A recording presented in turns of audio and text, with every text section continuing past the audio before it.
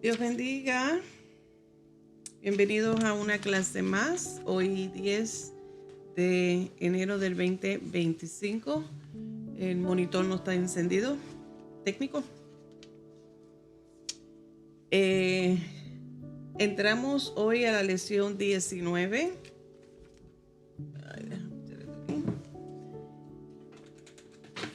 En esta unidad 3 del tomo 9. Principales profecías mesiánicas, con la verdad central que nos dice: Cristo sufrió para librarnos de la esclavitud del pecado. Oremos. Padre Santo, Dios bueno, te damos gracias por este tiempo que tú nos has concedido de conectarnos en esta hora, Dios amado. Esperamos, Dios, que nuestro corazón esté receptible a tu palabra, a la enseñanza en esta hora, que cada oyente, cada amigo, cada hermano de la fe pueda recibir la instrucción, la palabra de vida en esta hora. Me presento delante de ti, te doy gracias por esta oportunidad que tú nos concedes de poder compartir las verdades y los principios bíblicos de tu palabra que nos ayudan a llevar una vida piadosa, justa y agradable delante de ti. Gracias te doy en el nombre de Jesús. Amén. Estoy teniendo luchas con mi vista hoy. Me arden los ojos, pero vamos a seguir y nos vamos a estar concentrando más bien en Isaías capítulo 53, en los primeros 7 versículos. Todo el capítulo como tal, esto es uno de los poderosos capítulos del Antiguo Testamento. Isaías 53 es uno de los de las escrituras que se utiliza mucho para ministrar a los judíos que todavía desconocen que Jesús es el Mesías. Muchos pues no están ajenos a esta verdad, así es que cuando se les presenta este capítulo y se habla de Yeshua, Jesús, muchos de ellos quedan impresionados que escuchan por primera vez esta verdad. Estamos hablando en esta unidad acerca de 8 principales profecías mesiánicas y específicamente en el Isaías 53 vamos a ver algunos de los ejemplos, porque como les dije, todo el capítulo está lleno de enseñanza. Es más, comenzando en el capítulo 52 de Isaías, los últimos versículos, y así continúan en el 53, es cuando Isaías presenta a Jesús como el sirviente sufriente, el siervo sufriente. Antes de, al principio del 52, pues comienza a hablar de este majestuoso rey y de autoridad, de celebración, pero vemos cómo cambia el tono al final del capítulo 52 de Isaías, el resto del capítulo 53, y presenta detalles describiendo cómo es este siervo sufriente. Y vamos a estar presentándole en el Nuevo Testamento los versículos que confirman o que son, ¿cuál es la palabra? Que son mayor base, le da mayor base y fuerza a esta profecía mesiánica que habló Isaías. Las Sagradas Escrituras dejan bien claro a través de la historia, del registro, que la salvación que nosotros obtenemos no es una salvación gratuita, en el sentido, para nosotros es gratuita, pero para el Hijo de Dios no. O sea, esta salvación tiene un precio y el costo de esta salvación es la sangre del Cordero de Dios. Y por eso digo que no es un regalo gratuito. Siempre lo hemos presentado, es el regalo gratuito. Pues claro, es gratuito para nosotros porque fue Jesús el que ocupó nuestro lugar, fue Jesús el que tomó sobre sí voluntariamente el pagar el precio por el costo que nosotros estamos supuestos a pagar, que la paga del pecado es muerte y Jesús es el que estuvo dispuesto a pagarlo. Así es que para Cristo, nuestro Señor Jesús, no fue gratuito, para nosotros es gratuito gracias a lo que Él hizo. Efesios 2, capítulo 8 nos dice, porque por gracia sois salvo por medio de la fe, y esto no de vosotros, pues es don de Dios, o sea, es un regalo de Dios. Así que esto no significa que a Él no le costó nada. El dolor que sufrió Jesucristo, el siervo sufriente, lo hizo en obediencia al Padre. Lo cumplió en obediencia al Padre Celestial para que así tú y yo pudiéramos tener vida eterna. Es la solución del problema de la humanidad, el pecado, esa separación que ha habido entre el Creador y su creación, entre nuestro Padre Celestial y nosotros, y el siervo sufriente que es nuestro Señor Jesucristo. El regalo que nos dio Dios es esta reconciliación, este misterio de la reconciliación lo hemos recibido gracias a esta obra redentora, y esta es la que nosotros compartimos como iglesia. Así que comenzamos en esta primera parte a describir y enfatizarnos en la profecía que hace Isaías en presentando al siervo sufriente. Como ya les dije, quiero comenzar leyendo de Isaías 52, los versículos 13 al 15, y luego continuamos con 53 del 1 y 2. Y nos dice: he aquí que mi siervo será prosperado, será engrandecido y exaltado, y será puesto muy en alto.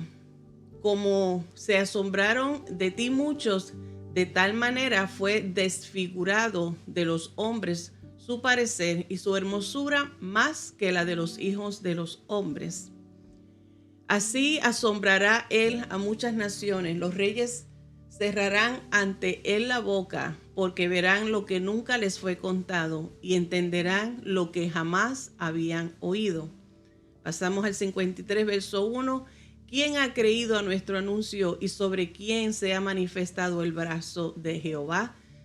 Subirá cual renuevo delante de él, y como raíz de tierra seca, no hay parecer en él ni hermosura. Le veremos, mas sin atractivo, para que le deseemos. Isaías comienza esta descripción en este versículo 1 del capítulo 53. En la descripción que habla y la frase el brazo de Jehová, está haciendo una clara referencia de la presencia de Dios. Sabemos que Jehová, el nombre de Dios es Jehová, y Dios es espíritu. Dios no tiene la forma como nosotros los humanos. Así que cuando se describe acerca del brazo fuerte de Jehová, está hablando y haciendo referencia a la presencia de Dios mismo, su presencia en acción, en autoridad, en poder. En Deuteronomio capítulo 7, verso 19, dice: de las grandes pruebas que vieron tus ojos, y de las señales y milagros, y de la mano poderosa y el brazo extendido con que Jehová tu Dios te sacó, así hará Jehová tu Dios con todos los pueblos de cuya presencia tú temieres. Esta palabra de promesa, esta palabra de esperanza, es lo que describe cómo la presencia de Dios se hizo tan real en la salida milagrosa del pueblo de Israel de Egipto, en su liberación de la esclavitud, cómo la presencia de Dios estuvo con él. De esa manera describe su protección. Sabemos que hay otras manifestaciones que se describen cómo la presencia de Dios estuvo en medio de ellos. Específicamente eso es uno de los coros que cantamos, unos coros antiguos o clásicos, diría yo, cuando se canta en la iglesia con la columna de fuego, con la columna del humo, que con el temblor de la tierra, que los relámpagos, los truenos, en la forma física o visual en que se manifestaba Dios para dejar sentir su presencia en medio de su pueblo. Y esa ese brazo de poder está hablando acerca de la presencia de Dios, de esa misma manera como cuidó de su pueblo Israel. Está hablando de esa misma protección y presencia. Tú y yo como iglesia lo podemos disfrutar. El poder de Dios se manifestaría también ahora a través del Mesías. Aquí en la profecía que hace Isaías está hablando cómo esta presencia de Dios se manifestaría en la persona del Mesías. Pero esta revelación, esta manifestación sería rechazada por muchos. Así que vemos a través de la historia, así que cuando comienzas a pensar y a meditar en cómo la presencia de Dios se manifestó en el Mesías, lo podemos ver. Hay 3 ejemplos que me vinieron a la mente y los anoté aquí cuando se está refiriendo a cómo la presencia protectora de Dios estuvo en la vida del siervo sufriente, como que crecería, dice que crecería cual renuevo delante de él y como raíz de la tierra seca, en ese versículo 2 del capítulo 53. Primer ejemplo que me vino a la mente cuando leí esto es la presencia protectora de Dios sobre el Mesías. Fue cuando se enteraron del embarazo milagroso, el embarazo divino, celestial de María, de cómo es que José la protegió y la amó. Ese es un ejemplo que podemos ver en cómo la protección se manifestó. La protección de Dios se manifestó sobre el Mesías, que tan pronto salió a la luz este embarazo divino, milagroso. José fue un hombre justo y la cuidó, la protegió y la amó. José también, el segundo ejemplo, José también protegió a Jesús una vez que Jesús nació. Conocemos la historia cómo Herodes el Grande quería destruir al niño Jesús, así es que dio una orden de matar a todos los niños de 2 años para abajo, y vemos cómo la protección divina por medio de José salvó la vida del niño Jesús, porque José entonces recibió esa visión, esa visitación del ángel, donde el ángel le dice que él se levantara y se fuera tanto él como María y el niño Jesús, y fueron a Egipto. Y después entonces de la muerte de Herodes el Grande es que José regresa con su familia y sale de Egipto. Y el tercer ejemplo lo vemos a través del ministerio de Jesús, cuando salió abiertamente, públicamente el ministerio de Jesús, cómo hubo una constante conspiración para matar a Jesús. En Juan capítulo 11, los versos 45 al 57, solamente les quiero leer el verso 45, 46, 49, 50 y 53 para dar este resumen de esta manera en cómo la protección de Dios estuvo sobre la vida del Mesías, el siervo sufriente. Nos dice entonces: muchos de los judíos que habían venido para acompañar a María y vieron lo que hizo Jesús, creyeron en él. Pero algunos de ellos fueron a los fariseos y les dijeron lo que Jesús había hecho. Entonces Caifás, uno de ellos, sumo sacerdote aquel año, les dijo: vosotros no sabéis nada, ni pensáis que nos conviene que un hombre muera por el pueblo y no que toda la nación perezca. Así que desde aquel día acordaron matarle. Estamos viendo cómo es que esto es uno de los ejemplos en que muchos que no creyeron en Jesús, especialmente los líderes religiosos, procuraban matar a Jesús porque estaba su fama siendo grande, y los milagros que hacía, pues ganaba el favor y el amor del pueblo. Y estos líderes religiosos, como aquellos que no creyeron en Jesús, buscaban oportunidades para matar a Jesús. Y en muchas otras ocasiones Jesús también se les esquivaba y se desviaba porque no era el tiempo, no era su tiempo, y hubiera sido una muerte prematura. Así es que todo vemos a través de toda la vida, desde el momento desde el nacimiento desde el milagro del embarazo, durante el tiempo que estuvo en el ministerio abierto público Jesús, como hubieron muchas maneras que el enemigo, Satanás en este caso específicamente, como ya hemos hablado desde el inicio de esta unidad acerca de la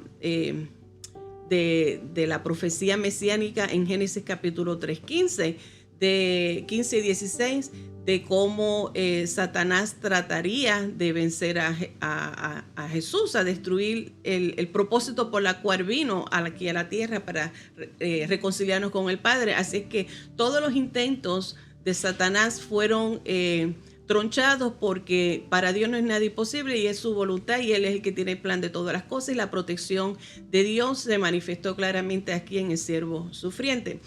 Y por esta razón el enemigo todavía continúa haciendo sus maquinaciones y sus intentos de separarnos de Dios, de que no creamos más en Dios, de que no dependamos más de Dios y de su poder protector.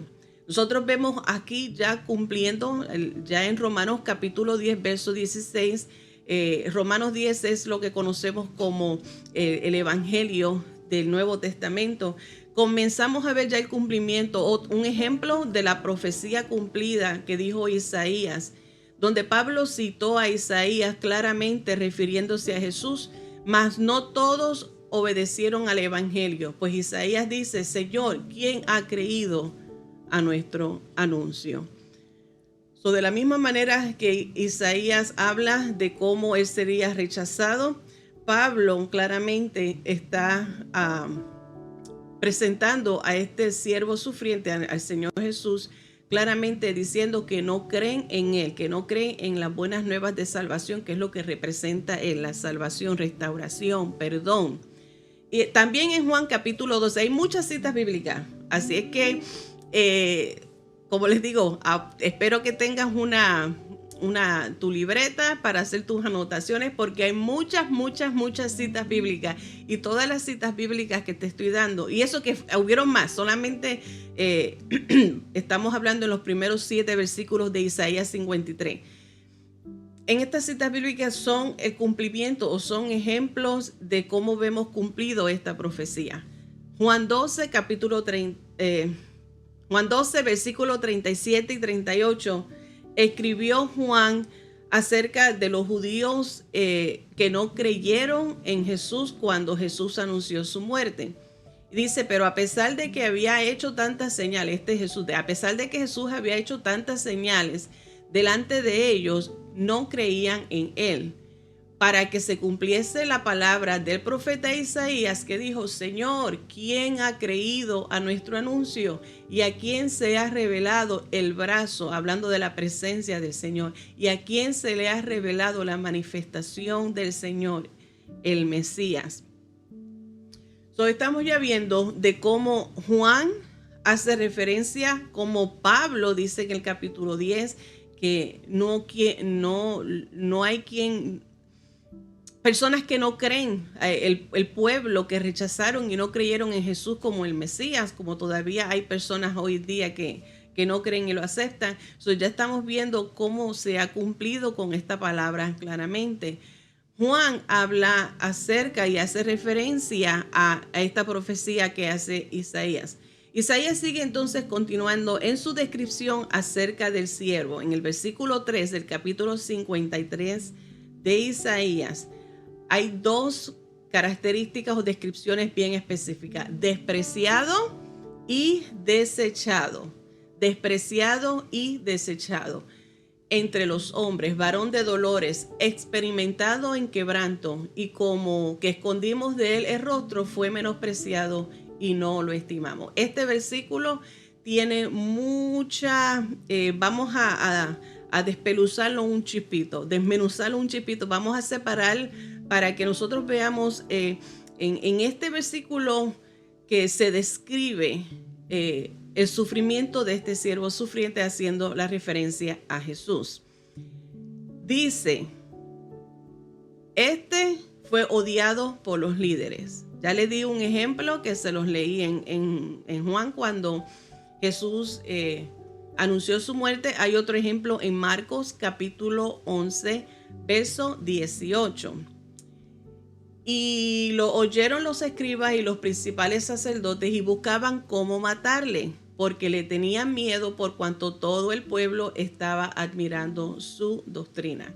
Entonces, otro ejemplo de lo que ya les mencioné, de los tres ejemplos que vino a mi mente cuando meditaba en cómo el brazo fuerte de Dios protegió al Mesías. También describe a este siervo despreciado y desechado. Dice que fue despreciado por el pueblo judío. Primero odiado, buscaban matarlo y ahora lo despreciaron. En Juan capítulo 1, verso 10 y 11. En el mundo estaba y el mundo por él fue hecho, pero el mundo no le conoció. No le creyeron, no lo aceptaron. A los suyos vino y los suyos no le recibieron. Odiado, despreciado. Esto causó dolor en el corazón de Jesús. Y vemos cómo Jesús llora por su pueblo, cómo Jesús llora por la misma ciudad de Jerusalén. Lucas capítulo 19, verso 41. Lucas 19, 41. Y cuando llegó cerca de la ciudad, al verla lloró sobre ella. La ve a una distancia y entra en él un dolor y un pesar, porque muchos no creyeron y lo aceptaron. No tan solamente él lloró por la ciudad de Jerusalén, por el rechazo hacia él, sino también a su persona. No tan solamente rechazaron el propósito y la misión por la cual él vino en obediencia al Padre, sino a él lo rechazaron igualmente. Mateo capítulo 23, verso 37. Jerusalén, Jerusalén, que matas a los profetas y apedreas a los que te son enviados. ¿Cuántas veces quise juntar a tus hijos como la gallina junta sus polluelos debajo de las alas, y no quisiste? Otra manera donde vemos a este siervo sufriente despreciado y desechado, lo vemos cuando el momento cuando Jesús fue enjuiciado y Pilato hace una oferta y le dice que a quien el pueblo prefería que él soltara. El pueblo, la multitud, rechazó la oferta que hace Pilato, donde le dice, en lugar de, le dejó a Jesús, porque comparado con este malvado Barrabás, es Jesús, a quien no se le ha encontrado causa alguna, pues es mejor que lo dejemos libre. Pero la multitud rechazó a Jesús y más bien prefirió que fuera soltado el criminal. Juan capítulo 18, verso 40. Entonces todos dieron voces de nuevo diciendo, no a este, o sea, están rehusando a Jesús, sino a Barrabás, y Barrabás era ladrón. Estas son ejemplos de lo que describe Isaías de este siervo sufriente, del siervo sufriente, desechado y despreciado. Estos son ejemplos donde los vemos cumplidos en la vida de Jesús, en el ministerio, por quienes fue rechazado, odiado, no lo aceptaron, no creyeron, y aún con el dolor que Jesús sintió por ellos, aún así ellos no lo aceptaron. Isaías continúa en este capítulo extenso, intenso y apasionado, donde hace la descripción y sigue continuando la descripción de cómo es el proceso o todo lo que vivió el siervo sufriente. Dijo que también el siervo sería varón de dolores, experimentado en quebranto. Esto parece un sinónimo, pero no es un sinónimo. Además de ser despreciado y desechado, también se le describe como varón de dolores y experimentado en quebranto. La palabra dolor en este contexto específico se está refiriendo al dolor físico, mientras que quebrantado se está refiriendo a una enfermedad o a una lesión. Nosotros creemos y sabemos que nuestro Señor Jesucristo es Dios, Hijo de Dios, Y cuando estuvo en la tierra, fue 100% hombre, 100% Dios, 100% hombre. En su estado de humano, él sintió dolor físico. No tan solamente las dolencias físicas, sino que él compadeció y experimentó. Esta palabra nos está diciendo experimentó quebranto. La palabra quebranto se está refiriendo a una lesión, una enfermedad, como ya les expliqué. Cuando nosotros describimos a una persona o cuando estamos presentando peticiones o se habla de algún hermano en la fe que no está en medio de nosotros y decimos vamos a orar que nuestro hermano está quebrantado de salud, está refiriéndose a una enfermedad o a una lesión, a alguna situación que está viviendo. El dolor físico es otra parte adicional, es otra capa adicional, la cual Isaías está haciendo referencia del siervo sufriente. Es un dolor físico, es uno que experimentó, uno que entiende, uno que conoce. Jesús conoce el dolor, los quebrantos que nosotros padecemos. Él en su estado de humanidad experimentó y vivió lo que es sufrir el pecado, el dolor, el dolor físico y el quebranto. Cuando Él se hizo hombre, Jesús también asumió ese dolor humano. Fue una parte, vino en el paquete. No simplemente se hizo 50% o un 10% o nada de por ciento de humano. Él se hizo 100% humano. Soportó un sufrimiento físico imaginable en su muerte. Así es que todo lo que él vivió en la cruz del Calvario, cuando se describe y hablamos en el tiempo de las Pascuas y se habla de la pasión de Jesús en la cruz del Calvario, aún en las películas lo hacen lo más realista posible para dejar entender y llevar el mensaje que lo que Jesús experimentó en su cuerpo humano físico fue un dolor real. Su cuerpo sudando sangre, hablando de cómo su cuerpo físico en las venas que nos resisten revientan, su corazón,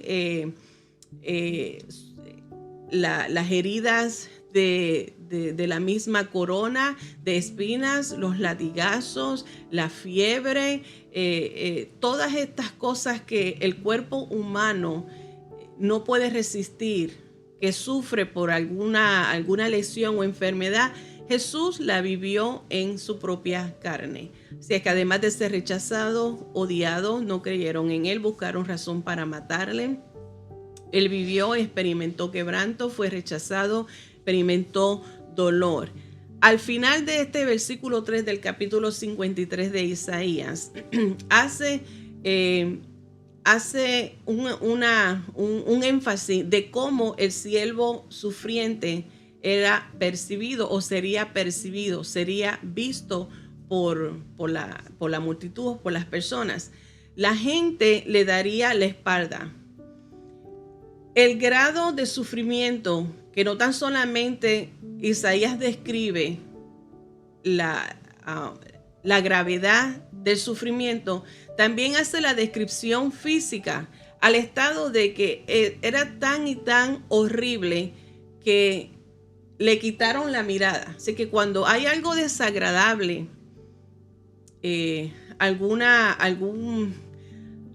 imagen desagradable, por más penosa que sea, tú quitas la mirada o te tapas los ojos o te cubres los ojos o los cierras o cambias la vista, rechazas, no quieres verlo más. Y de esto es lo que describe Isaías acerca del siervo sufriente, acerca del Mesías, que todo lo que sufrió y su estado físico era tan aterrador y tan fuerte que escondieron de él su rostro, o sea, se taparon, no querían ver cualquier cosa. Era tan perturbador aquella imagen que quitaron de él su mirada. Los corazones humanos impenitentes no podrían ver ninguna belleza en aquel, hablando del siervo sufriente de Jesús. En él no la podían ver, no podían ver la gracia, la esperanza. No tan solamente en el sentido físico de la magnitud de la crisis física, del dolor, del quebranto, del odio, del rechazo de la multitud y de la gente, sino también la decepción que había en muchos de los seguidores de Jesús, porque vieron una persona que muere en un castigo de cruz. Era los crucifijes. La pena de muerte en una cruz, en un madero, en la posición sea vertical como la que estaba Jesús, sea con los pies para arriba y la cabeza para abajo, o sea en una forma de X, en una forma de T, en una forma de T, en una forma de X, cual sea, era el estilo que utilizaron en aquellos tiempos. Cualquier persona que era llevada a la muerte con este método era una vergüenza. Así es que los seguidores de Jesús, aquellos que estuvieron siguiendo a Jesús cuando llegó este momento de la muerte de Jesús, muchos se estaban decepcionados, que no tan solamente quitaron la vista en el sentido físico, sino que dejaron de creer en él. No vieron en él ese amor, esa gracia, ese perdón, la cual él representaba. Y por eso es que vemos cómo Isaías lo describe a él, que no apreciaron, no encontraron el valor alguno en ese sacrificio que hizo Cristo en la cruz del Calvario. Así que Isaías lo describe, no fue percibido, no fue aceptado, no vieron en él ninguna belleza, no vieron en él esperanza, no vieron en él amor, restauración, liberación. Jesús, como el siervo sufriente, se identifica con nosotros cuando nosotros sufrimos rechazo o dolor. Jesús llevó las enfermedades y sufrió los dolores de toda la humanidad en todo el sentido de la palabra descrita. No es una alegoría, no es una idea, no es una descripción simplemente para llevar un mensaje imaginario. Fue real.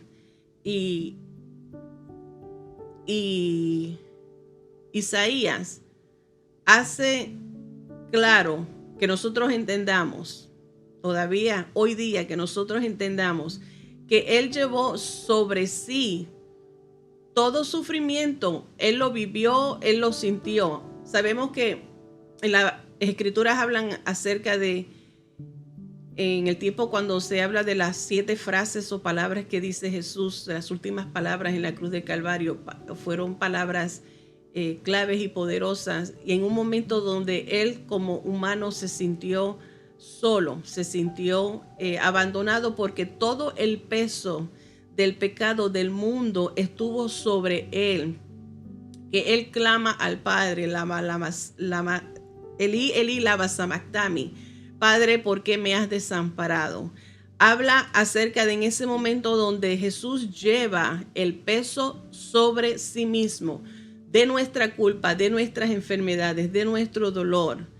Jesús en su humanidad completa se identifica con nosotros, y esto es muchas veces nosotros como que lo pasamos por alto y lo ignoramos o no entendemos la verdad, la seriedad de este asunto, de que Jesús verdaderamente entiende todo lo que nosotros vivimos, todo lo que nosotros experimentamos, todo lo que podemos atravesar. Lo vivió él, pero sin pecado. Sí, ciertamente Jesús fue 100% humano, vivió, experimentó el quebranto, sufrió dolor, el rechazo, todo lo vivió y lo sintió, y por eso puede relacionarse con nosotros. Pero todas estas cosas, todo lo que vivió Jesús en su tiempo aquí en la tierra, llevó una vida sin pecado. Y esa es la razón por la cual nosotros tenemos la esperanza de una eternidad en el cielo. Si Jesús no fuera perfecto, no habría ningún sacrificio por el cual hubiera necesidad para presentar ante el Padre por el pecado de la humanidad. Si Jesús no hubiera sido el perfecto sacrificio, entonces no hubiera sido posible y sería vana nuestra esperanza en Jesús. La Biblia deja claramente que Jesucristo, aunque fue tentado como nosotros, aquí le voy a dar más citas bíblicas para que vayas anotando y veas entendiendo el por qué Jesús, además de ser tentado como nosotros, llevó una vida sin pecado y lo que lo hace a él el perfecto sacrificio, que a él sí le costó. Hebreos capítulo 4, verso 15 nos dice de que él nunca cometió pecado, porque no tenemos un sumo sacerdote que no pueda compadecerse de nuestras debilidades, sino uno que fue tentado en todo según nuestra semejanza, pero sin pecado. Uno que se compadece de nuestras debilidades y uno que fue tentado, pero sin pecado. Segunda de Corintios, capítulo 5, verso 21. Nos dice: al que no conoció pecado, por nosotros lo hizo pecado, para que nosotros fuésemos hechos justicia de Dios en él. Primera de Juan, capítulo 3, verso 5. Nos sigue diciendo: y sabéis que él apareció para quitar nuestros pecados, y no hay pecado en él. Y Primera de Pedro 2:22. El apóstol Pedro incluso dijo: el cual no hizo pecado, hablando de Jesús, ni se halló engaño en su boca. Ahí te dejo 4 versículos que hablan acerca de la realidad de Jesús, que vivió, experimentó y fue tentado como nosotros podemos tentar, como las tentaciones que podemos padecer, pero vivió una vida sin pecado. Sí sufrió, sí compadeció, sí vivió mucho rechazo y desaire, como nosotros también los podemos experimentar. Se las repito: Hebreos 4:15, Segunda de Corintios 5:21, Primera de Juan 3:5 y Primera de Pedro 2:22. Así que Isaías continúa explicando entonces el horror de la muerte del siervo sufriente. Dice: la razón por la que lo hizo. Él fue herido por nuestras rebeliones contra Dios y sus mandatos. Él no cometió pecado, él no desobedeció a Dios, pero se hizo como pecado.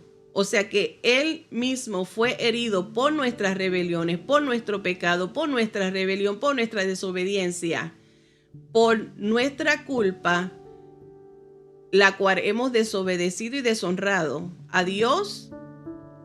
Sus mandamientos es que él fue herido. Él fue molido y aplastado por nuestra culpa pecaminosa.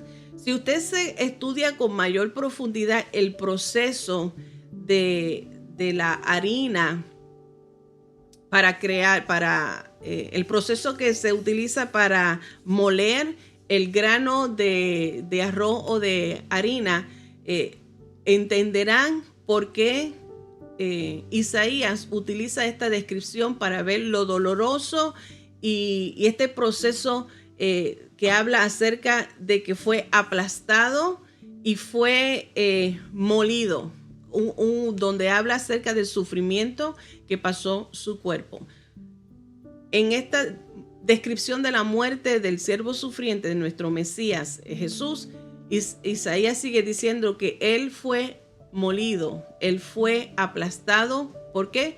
Por nuestra culpa pecaminosa, no por la de él, por la nuestra. Isaías sigue diciendo: el castigo impuesto sobre su cuerpo, sobre el cuerpo de Jesús, nos trajo a nosotros como resultado una paz.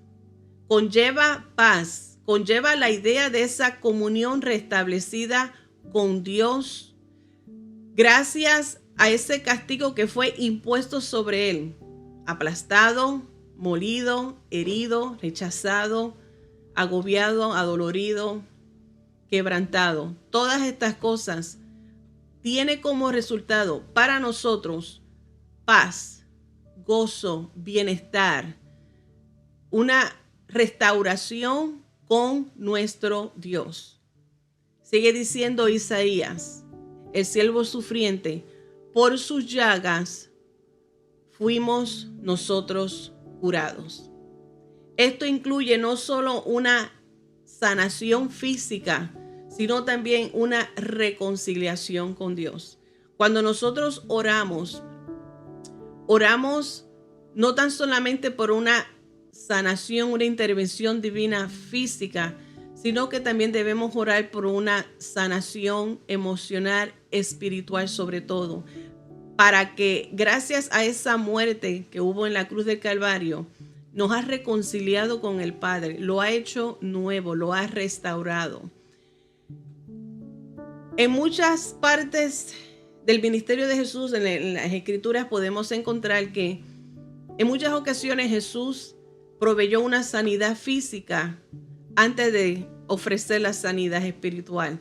En otras ocasiones fue una sanidad espiritual, y aunque no hubo una sanidad física, y quizás vino después de la sanidad espiritual. Así que no es necesariamente que hay un método, no es que hay una clave específica para seguir, sino que estamos viendo que gracias a esa muerte en la cruz del Calvario, que cuando habla de su llaga, está hablando de su cuerpo entero. Su cuerpo estaba aterrorizado, está aterrorizadamente destruido. Cuando está hablando de las llagas, está hablando de su cuerpo. No, muchas veces decimos por sus llagas, hablando en plural, pero no, es por su cuerpo, un solo cuerpo, por esa llaga que sufrió todo su cuerpo, es que nosotros recibimos la sanidad, no tan solamente física, sino también la espiritual, y la reconciliación con Dios, que es la más primordial, es la más importante.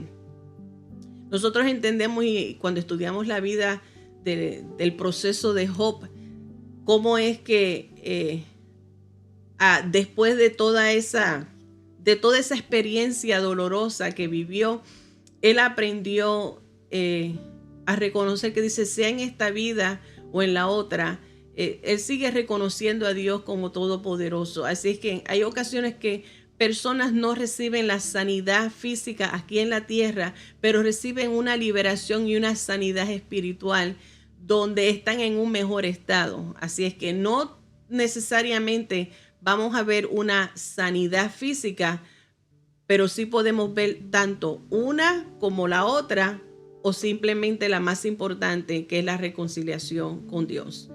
Esas bendiciones nosotros tenemos, de eso es que nosotros nos beneficiamos. El siervo sufriente llevó sobre sí el dolor, el rechazo, por causa de nuestra culpa, de nuestra rebelión. Nosotros podemos recibir todos estos beneficios, y por eso cuando nosotros oramos por una sanidad divina, oramos por una intervención, para que haya paz en el corazón de algún familiar o amistad que esté pasando por un proceso, por momentos difíciles. Nosotros declaramos y apelamos a esa sangre que fue derramada en la cruz del Calvario, que todavía tiene valor, todavía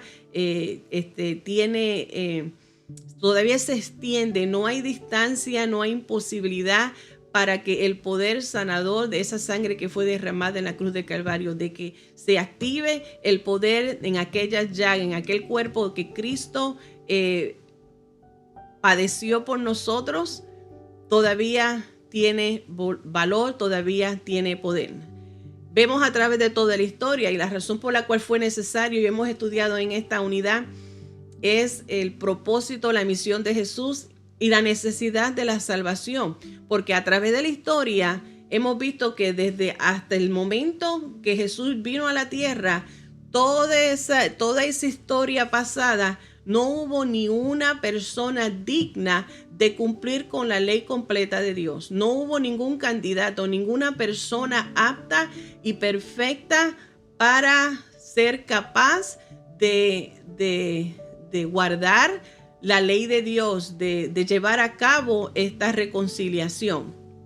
Y por esta razón es que Dios hace la decisión de enviar a su Hijo primogénito, el perfecto sacrificio. Es el que decide Dios a enviar a su propio Hijo en un cuerpo como el de nosotros, como nosotros los pecadores tenemos. En ese cuerpo es que decide Dios enviar a su Hijo para cumplir con una misión que ningún hombre o mujer, ninguna persona en la historia antes de Jesús sería capaz de llevar a cabo. Dios mismo fue el que declaró el fin del dominio del pecado que tenía en nosotros. El poder del pecado que había en nosotros, Dios mismo es el que envió a Jesús de Nazaret, a su Hijo amado, para romper toda potestad y todo poder en nuestras vidas. Romanos capítulo 8,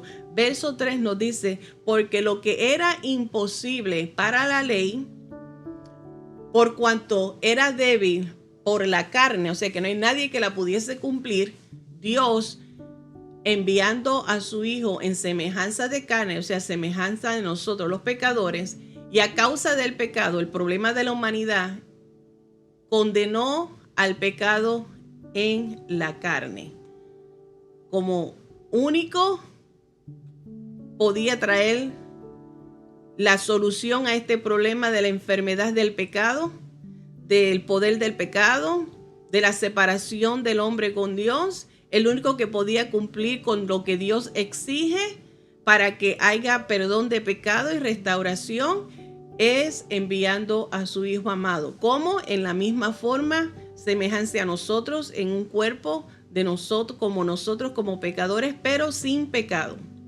Sigue hablando Isaías ahora en el versículo 6. Bueno, quiero leer que Isaías 4, 5 y 6. Do you have them?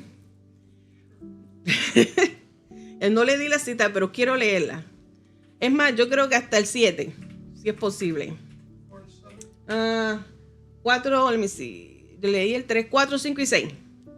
4, 5 y 6, Isaías 53. Vamos a leerlo juntos para seguir hablando un poco más de lo que describe Isaías. Dice, ciertamente llevó él nuestras enfermedades y sufrió nuestros dolores, y nosotros le tuvimos por azotado, o sea, por nuestra culpa, por herido de Dios y abatido. Mas él herido fue por nuestras rebeliones y molido por nuestros pecados. El castigo de nuestra paz fue sobre él, y por su llaga, su cuerpo, fuimos nosotros curados. Todos nosotros nos hemos descarriado como ovejas, cada cual se apartó por su camino, mas Jehová cargó en él el pecado de todos nosotros. Isaías, el profeta Isaías, además de describir el siervo sufriente, cómo sería ese sufrimiento, lo que vivió, ¿por qué? Por nuestra culpa, por nuestra causa, voluntariamente, no porque él vivió en pecado. Hay otra parte donde Isaías de referencia nos describe a ti y a mí. Y mira la imagen que utiliza Isaías para describirnos a nosotros. En ese versículo 6 del capítulo 53, nos describe a nosotros como ovejas descarriadas. Pensamos, ay, pero qué animal más hermoso y tierno. La realidad es que una oveja es caracterizada por ser un animal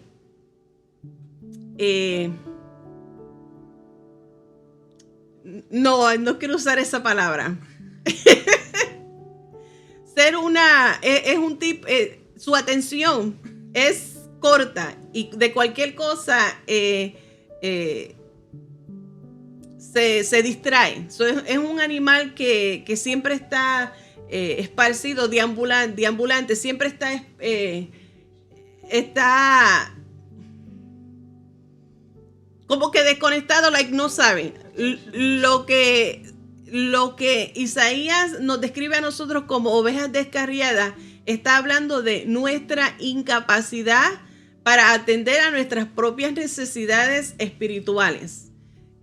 No es que nos está insultando, es que nosotros muchas veces somos como unas ovejas que nos distraímos fácilmente y nos descarriamos. Nosotros, la atención nos puede llamar la atención otra cosa y nos podemos desviar y podemos descarriarnos, alejarnos de donde está la seguridad, donde está la protección, donde hay provisión, y nos podemos descarriar llegando a encontrar peligro en nuestro camino. Las ovejas, así como las ovejas descarriadas, nosotros somos igualmente incapacitados, inhábiles para atender o proveer por nuestras propias necesidades espirituales. Ya le dije, antes de Jesús no hubo nadie y después de Jesús jamás lo habrá. Él es el único. Lo que describe Isaías a nosotros es la desesperación y la gran necesidad que todo ser humano tiene acerca de la salvación. El Señor cargó sobre él el pecado de todos nosotros y Jesús aceptó y soportó silenciosamente y voluntariamente esta misión. El versículo 7 describe, can you put it back? Oh, okay. Angustiado él y afligido, no abrió su boca. Como cordero fue llevado al matadero y como oveja delante de sus trasquiladores, enmudeció y no abrió su boca. Ahí está hablando otro aspecto poderoso acerca de el siervo sirviente, el siervo sufriente. Lo hizo voluntariamente. No tan solamente lo hizo voluntariamente porque no tenía que hacerlo, pero lo hizo porque te ama, lo hizo porque me ama. Lo hizo por obediencia al Padre Celestial, el único que sería posible la reconciliación con nuestro Padre Celestial. Lo hizo voluntariamente. Pensamos en la oración que hace Jesús cuando estaba en el jardín, en esa última noche en el Getsemaní, porque él acostumbraba reunirse con sus discípulos en el Getsemaní. Pero esa noche en particular, su última noche antes de entrar a la cruz del Calvario y cumplir con la misión por la cual vino aquí a la tierra, Jesús en su humanidad oró al Padre que lo ayudara, porque en su humanidad no podía resistir el dolor y la angustia de lo que sabía lo que esperaría más adelante. Pero optó voluntariamente y le dice, Padre, que sea tu voluntad y no la mía. Está describiendo que a pesar de que le esperaba un camino al frente de dolor, de angustia, él entendió, el siervo sufriente reconocía que el resultado de esa labor redentora, de esa obra redentora, traería un beneficio eterno para nosotros. Él eligió abnegadamente el sufrimiento.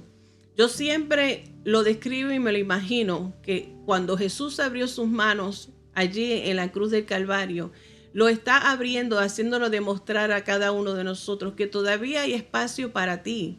Todavía, si tú no has recibido este regalo de la salvación, si todavía tú no has aceptado a Jesús, el siervo sufriente, como el Hijo de Dios, quien vino a reconciliarnos con el Padre, el regalo de la salvación, porque no tenía que hacerlo, pero lo hizo por amor, voluntariamente, no refunfuñando, ni jalando, ni tirando, sino voluntariamente, porque su amor, su amor por nosotros es el poder que lo empujó para llevarlo a la cruz, y abre los brazos para dejarte saber que Él está aquí y todavía hay espacio para ti.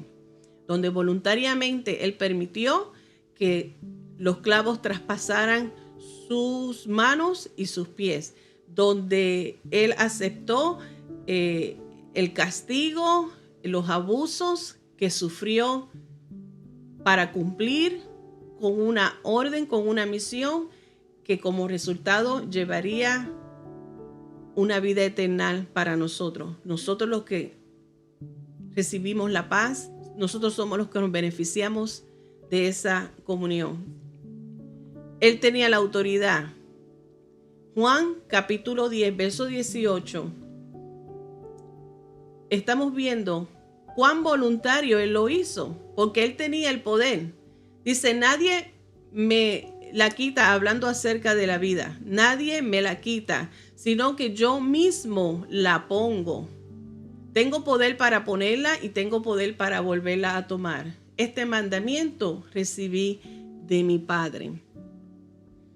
Jesús está hablando claramente, voluntariamente he decidido obedecer al Padre, he ido a la cruz, he ido a pagar por tu pecado, por tu culpa, por tu rebelión.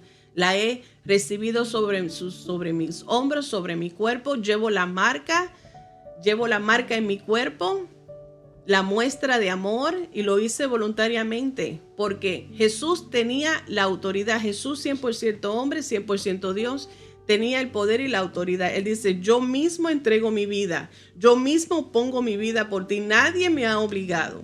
Por eso les mencioné que los líderes religiosos que procuraban matar a Jesús, especialmente cuando él anunció su muerte, hubiese sido una muerte prematura. Dios tiene el control de todas las cosas, es el tiempo de Dios. Jesús sabía que vino a morir. Él sabía, estaba consciente, él estaba claro en su misión, que vino a morir por nosotros, pero él también sabía el tiempo de Dios, no era el tiempo. Dice, yo tengo la autoridad para darla, y también la misma autoridad para poseerla, que demuestra su poder sobre la muerte.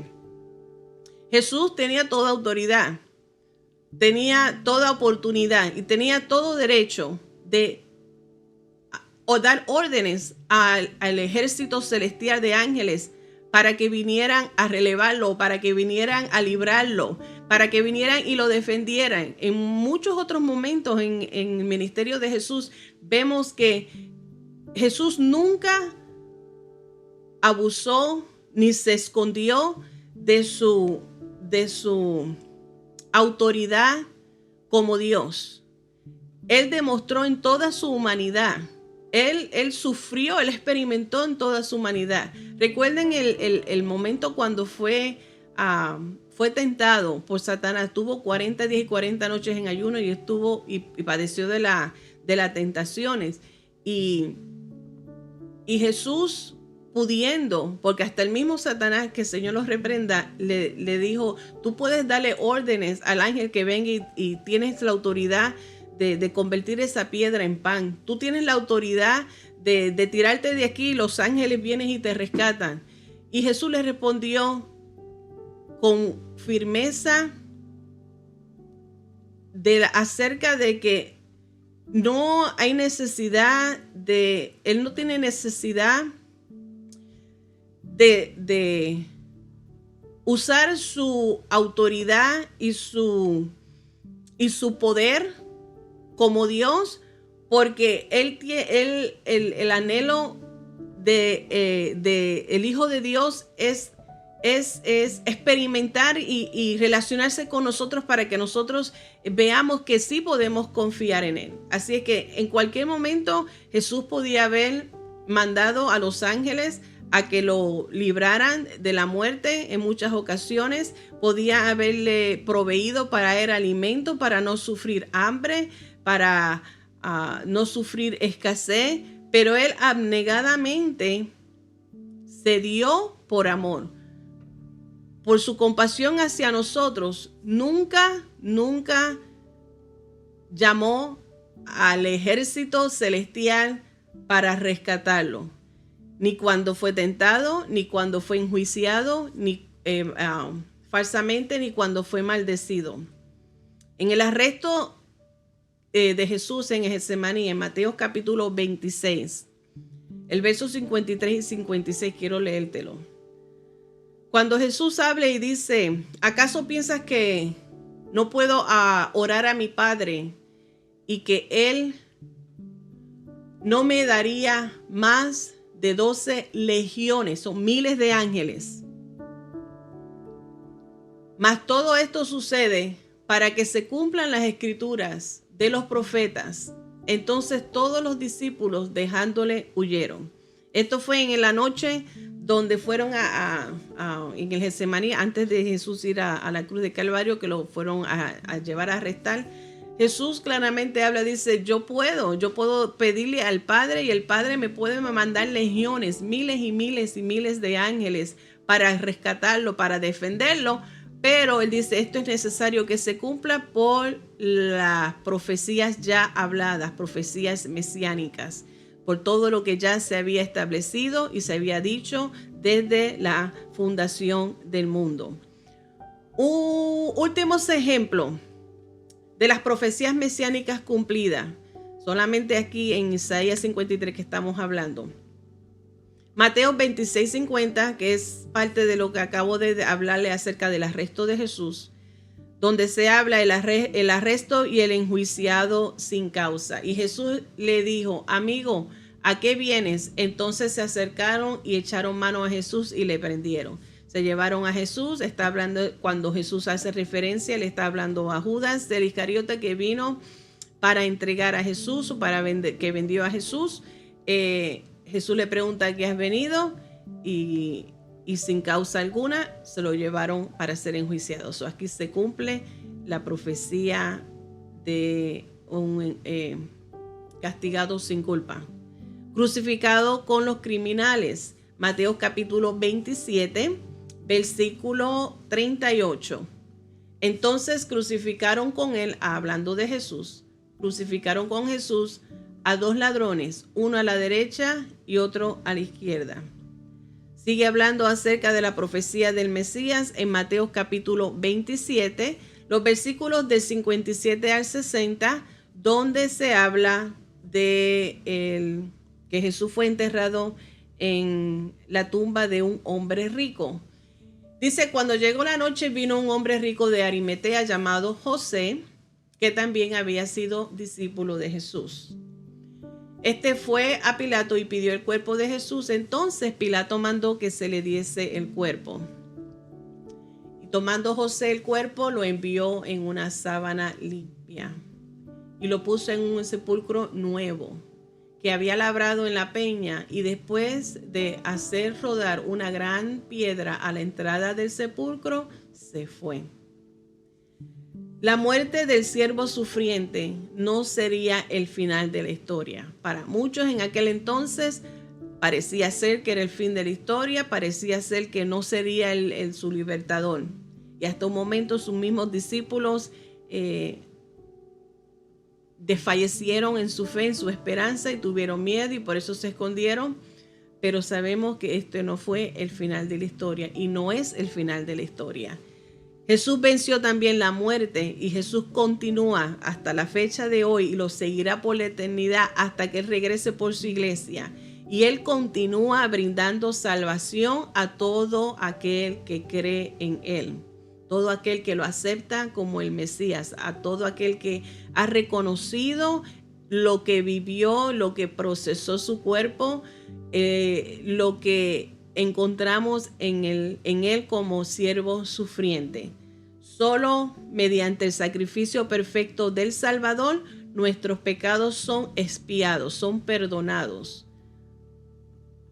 Y es un perdón, una salvación permanente, una salvación eterna, un perdón eterno. Todo esto es solamente a través del siervo sufriente. Esto debería de conmoverte. En estos simples 7 versículos del capítulo 53 de Isaías son poderosos, pero toda la palabra, los profetas hablaron desde el principio, Pablo, Pedro, Juan y todos los demás witnesses, testigos que vieron a Jesús resucitado, son muestra de que nosotros podemos confiar en Él. Y entendemos y reconocemos y aceptamos y creemos que Él es el único mediador entre el hombre y Dios, entre nosotros su creación y el Dios creador. Es el único que nos reconcilia, el que hace posible la restauración de la comunión con nuestro Creador. Así es que vivamos una vida agradecida, vivamos una vida sometida a Dios, démosle gracias a Dios por lo que ha hecho con nosotros a través de su Hijo amado, y porque nos ha dejado también como ayuda y como consuelo a su Espíritu Santo para seguir permaneciendo fiel hasta que Él venga por cada uno de nosotros. Así es que yo espero que si alguno de ustedes que está escuchando esta palabra y todavía no ha aceptado al Mesías, que tomen tiempo en su tiempo personal, inquietud, y entregue su corazón. Confiesa tus pecados, confiesa, entiendes que necesitas de la salvación, invítalo a que sea parte, dueño y amo de tu corazón. Padre Santo, te doy gracias por este momento maravilloso, Señor amado. Padre, que en este momento que el corazón que esté escuchando esta palabra y sea conmovido, redarguido por el poder de tu Espíritu Santo, que puedas reconocer la necesidad, Señor, que necesita de ti y que te invite a aceptar en su corazón. Solamente tienes que decirle que tú le aceptas como tu Salvador y que entre a tu corazón. Pide perdón por tus pecados, te arrepientes y te apartas de todo mal, y así Dios te ayudará a seguir caminando en fe. Gracias te doy por cada oyente, Dios amado, en esta hora. Te pido, Señor Jesús, que tú continúes obrando, trayendo sanidad y restauración a los corazones quebrantados, Padre Celestial, y afligidos. Te pedimos gracias, Señor. Te damos gracias por todo lo que haces, por todo lo que harás. En el nombre de Jesús. Amén y amén. Gracias te doy por acompañarnos. Gracias a Dios que la vista me funcionó sin problema. Nos vemos con el favor de Dios, Iglesia del Calvario. El domingo continuamos abriendo la primera hora en oración también, antes del inicio de las 12 de la tarde. Ya a las 11 comenzamos en oración, servicio evangelístico. Aquellos que están en el área y no tienen una iglesia, 221 de la East, en Buffalo, Nueva York. Dios te bendiga, Dios te guarde. Buenos días, buenas noches, buenas tardes, donde quiera que esté. Esta ha sido tu hermana Marilyn Colón. Bendiciones.